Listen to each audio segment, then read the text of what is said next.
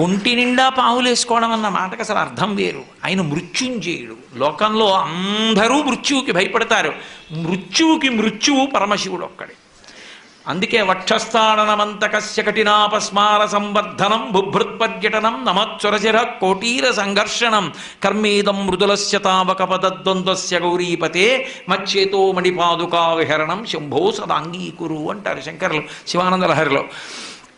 అటువంటి పరమశివుడు మృత్యువులకు మృత్యు అని చెప్పడం, కాలమునకు కాలమని చెప్పడం, పాములను మెడలో వేసుకోవడం. అందుకని అమ్మాయిన పావులు వేసుకుంటాడమ్మా. రేపు పొద్దున రత్న కంకణాలు పెట్టుకోమంటే పెట్టుకోడు.